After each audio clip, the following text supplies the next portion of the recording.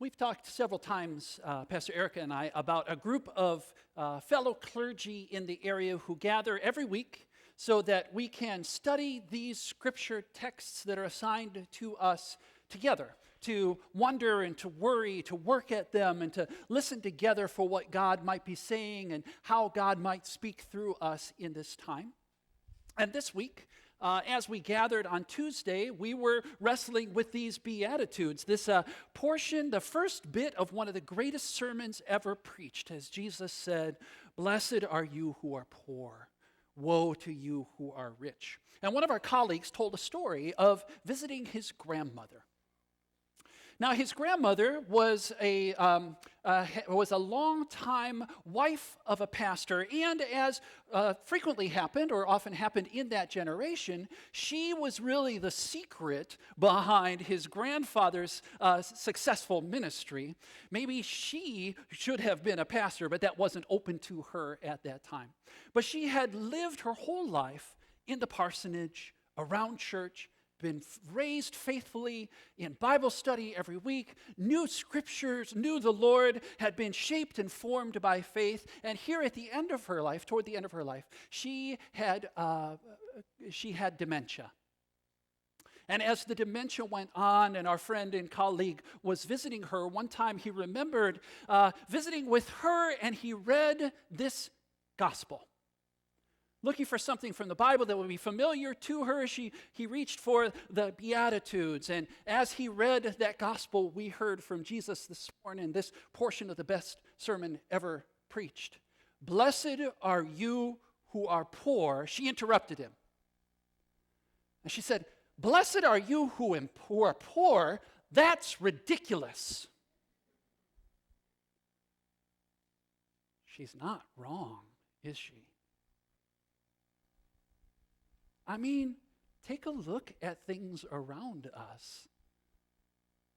Look at the world we live in and the way that things are. Look who shows up on our TV, in our newspapers. Look who has the ears of our politicians and that are helping shape or block legislation. Is it the poor that we see as being the leaders of society?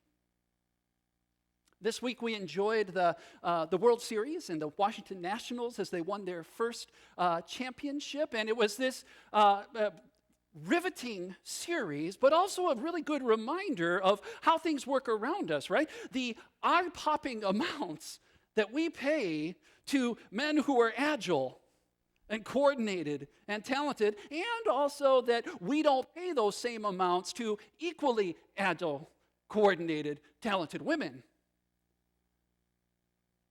Or think about what we enjoyed this week on Thursday. For the sake of putting hordes of polyester-clad children into sugar-induced comas, I want to make sure I get these figures right. This is fascinating. We collectively were expected to spend $2.6 billion on candy. $3.2 billion on costumes, and $490 million on costumes for our pets.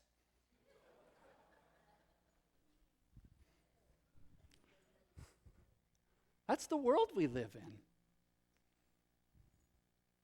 And in this kind of a world, in this kind of a nation, in this kind of a county, in this kind of a town, isn't it a little bit ridiculous to say, "Blessed are you who are poor"? It's not the way the world works. And what is it that has Jesus so worried about us who have some things and some resources? What is it that has Jesus worried about those of us who had breakfast this morning? What is it? And what do we do with these words of Jesus that go opposite of what we know and the way the world seems to work?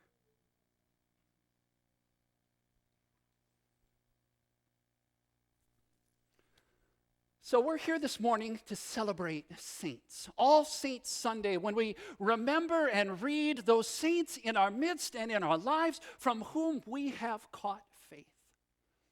We are given this great gift of the communion of saints, and it is our chance to celebrate that and remember that God, to be faithful, is to be in the midst of the saints, that we don't go through this alone.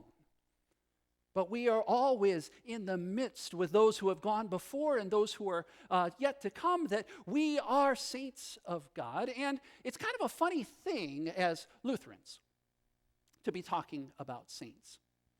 And that word saint, as I talked about with the kids, we often think of that as sort of the spiritual designated hitters. They are like the superstars, the superheroes of the faith.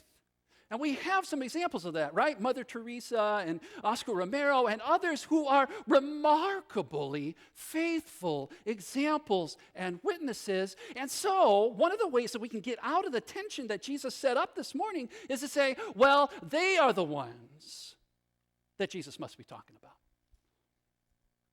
When Jesus says, blessed are, he must mean these sort of, the ones that we put on the pedestal. And it lets us off the hook a little bit because they're the ones that earn the big blessings and we can just sort of go about our business, the spiritual designated hitters. But as Lutherans coming into this, we have the gift of knowing that saints are much more interesting than that. Because for us, to be a saint is simply to be loved by God. The saints are those that God has forgiven. And so we have the privilege of knowing that saints are much more interesting than that. They surround us. And we know them, and we love them, and we are known by them, and we are shaped by them, but also we sort of rub off on them. And so we have the privilege of knowing and loving Saint Jim of the harmonica, Saint Trudy, Saint Cal, Saint Bill, Saint Nancy, Saint John, and you continue your own litany of the saints. Because for us as Lutherans, being a saint is more process than destination, because grace is the one thing you don't grow out of by trying to work your way out of it. And we know that to be a saint is simply God's choice. It's all God's doing. But we also have the privilege of knowing, because we know these saints, that to be a saint is also to be a sinner at the same time. That was Martin Luther's big thing. Simultaneously saint and sinner. And it's that sinner side that I know most about myself. Because it's the sinner side that trips me up when it comes to things and those little rectangles of green paper that we collectively have decided to call money. Because you see, it's the sinner side of me that always wants to be in control. The sinner side of me doesn't want to have to depend on anybody else, even, maybe especially God.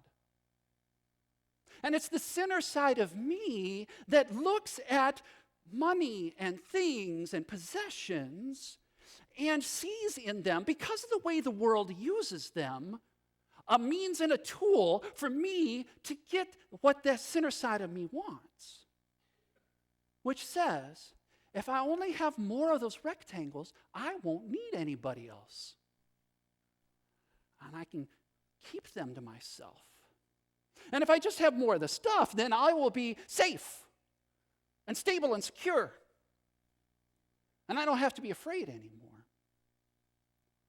And if I just work hard enough and get enough of those rectangles and collect enough toys around me, then I won't need God.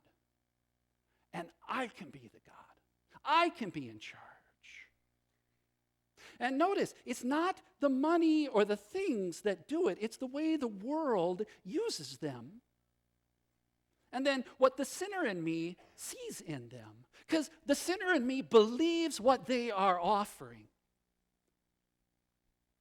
Stuff and money offer to us safety, security, independence, life. Which, by the way, are the one things they cannot actually deliver on. None of those. Isn't that interesting? But I buy it. Oh, I get triggered into that, and I can believe it, and so I can fall for that. And so, surrounded by little rectangles of paper and stuff, I don't think I need to depend on God. I can make my own way. I can do it on my own. And it's that sinner side of me that's right alongside saint that gets hooked up in this that I think Jesus is worried about. And maybe you know what I'm talking about too. Because I'll bet you feel that also. I'll bet you understand how things and stuff and little rectangles of paper, they promise us something that isn't theirs to give. But there's that thing inside us that believes it, that wants it, and wants to do it ourselves so that we don't have to depend on other people. I'll bet you know that feeling too.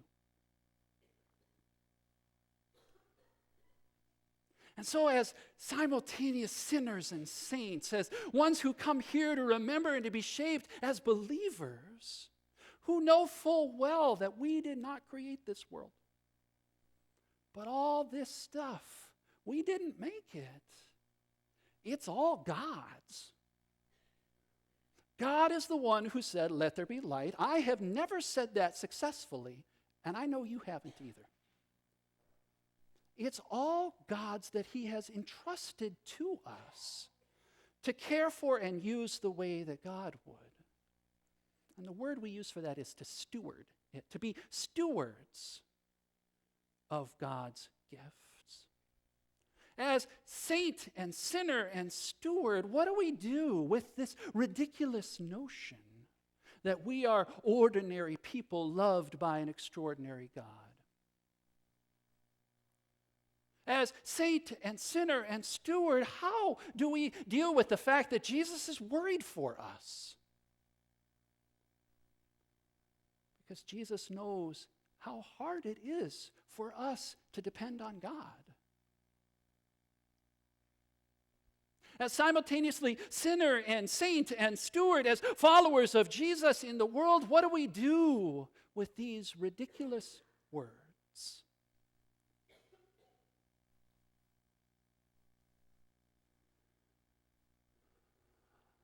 The one answer I've been able to come to is what we say so often when we're at this time together. It matters who's saying it, whose words we're listening to. Because this is Jesus that we are listening to. And Jesus is the grace and mercy of God. Jesus is God's heart loose in the world. Jesus is God's forgiveness. And Jesus believes that the freedom that God offers is worth dying for.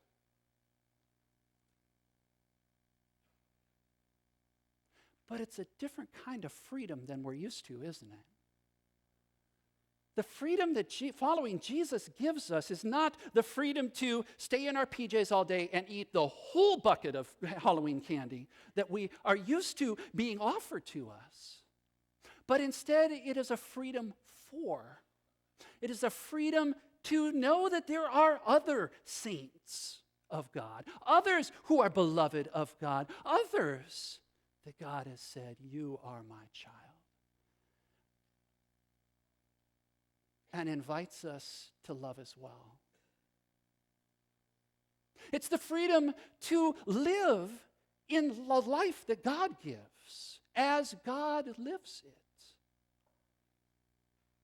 It's the freedom to know that we are meant to be God's children. We are forever bound. We are heaven, destined for heaven.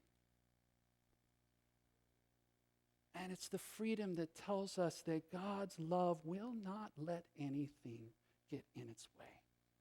Not stuff, not money, not ourselves, not even death. Because you see, Jesus' sermon goes on. And Jesus describes his own life. He's not giving a to-do list here today, but he's just describing the truth of who we are. For we are saints. Ordinary people loved by an extraordinary God. Saints. We are sinners. We are stewards. We are God's people.